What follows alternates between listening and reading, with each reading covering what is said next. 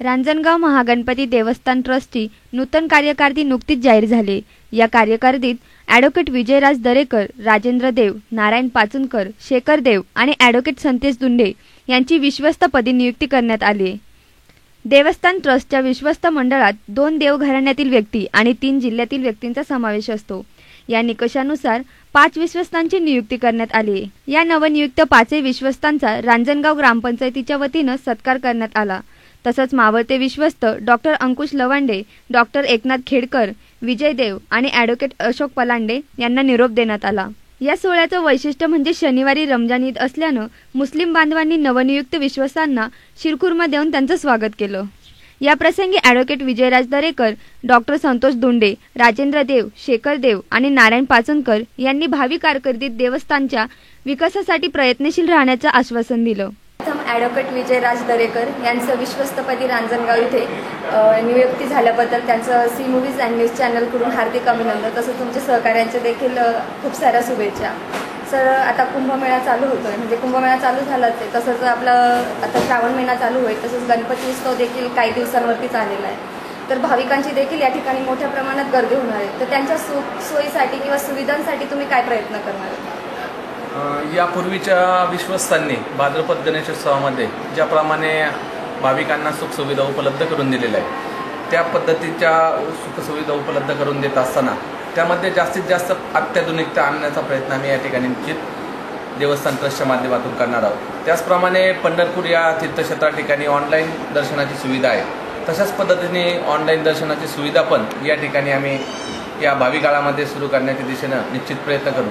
अशा पद्धतीनं भाविकांना या ठिकाणी महागणपतीचं दर्शन जास्तीत जास्तपणे सुखकर आणि सहज उपलब्ध व्हावं आणि जास्तीत जास्त भाविकांना या ठिकाणी महागणपतीचा आशीर्वाद लाभावा, यासाठी आम्ही निश्चित प्रयत्नशील राहू।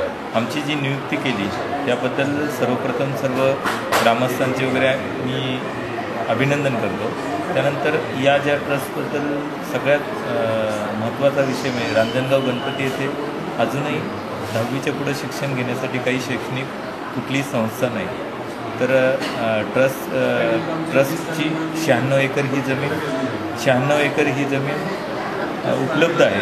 त्याचा नक्कीच आम्ही शैक्षणिक संस्था आणि त्यानंतर मेडिकल कॉलेज किंवा एखादं मोठं हॉस्पिटल जे कोणी गरजू व गरीब जनतेसाठी नक्कीच आम्ही उपलब्ध करण्याचा या 5 वर्षात प्रयत्न करू। रांजणगाव गणपती ट्रस्टमध्ये भक्तनिवासाची थोडीशी काही ज्या अडचणी असतील त्यासाठी पहिल्यांदा भक्तनिवासाला प्रथम स्थान देऊन सर्व गोष्टी अत्याधुनिक करण्यासाठी प्रयत्न करू।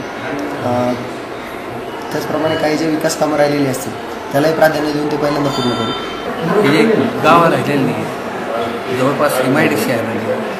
हे नुसतं समाज मंदिर न राहता थोडंसं विद्यामंदिर पण व्हावं, म्हणजेच एक चांगलं सुसज्ज ग्रंथालय व्हावं, त्या ग्रंथालयाबरोबर वाचनालय व्हावं। इथे आता कॉलेज असं नाही आहे, तर कॉलेजसाठी काय करता येईल का ते बघावं। स्किल इंडिया हे जे काय आता भाग सुरू झालेला आहे त्याच्यामध्ये कुठं सहभागी करता येईल का देवस्थानला, या दृष्टिकोनातून त्याच्यातल्या देवस्थानच्या गोष्टी फक्त आउटसोर्स कराव्या, इन्फ्रास्ट्रक्चर आउटसोर्स करावं, बाकी योग्य त्या इन्स्ट्रुमेंटला त्या गोष्टी द्याव्या।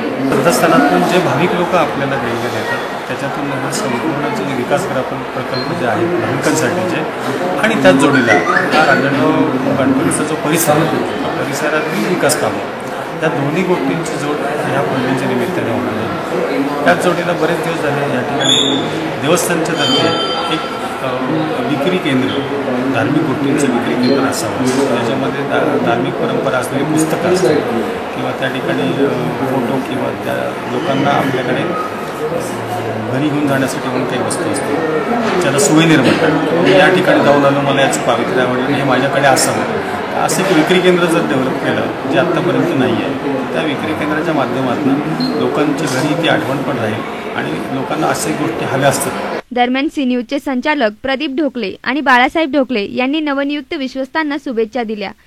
दरम्यान करंदीचे दादाभाऊ ढोकले, गोरक्ष ढोकले यांनी महागणपतीचं दर्शन घेऊन ग्रामपंचायत निवडणुकीसाठी आशीर्वाद घेतले। यावेळी उद्योगपती बाळासाहेब ढोकले, वसंत ढोकले, धनंजय ढोकले आदींसह करंदी गावातील मान्यवर उपस्थित होते। बघितलं नवीन विश्वस्तपदी नवीन जे लोकांची नियुक्ती झालेली आहे त्यांनी आपलं मनोगत व्यक्त केलं. त्यांनी सांगितल्याप्रमाणे किंवा त्यांनी जे उपक्रम करण्याचं ठरवले त्या पद्धतीने जर बदल झाला तरी ह्या रांजणगावचं या महागणपतीचं जे कायापालट झाल्याशिवाय राहणार नाही यात काही शंका नाही. सी न्यूजसाठी प्रतिनिधी सुजाता घाडगे.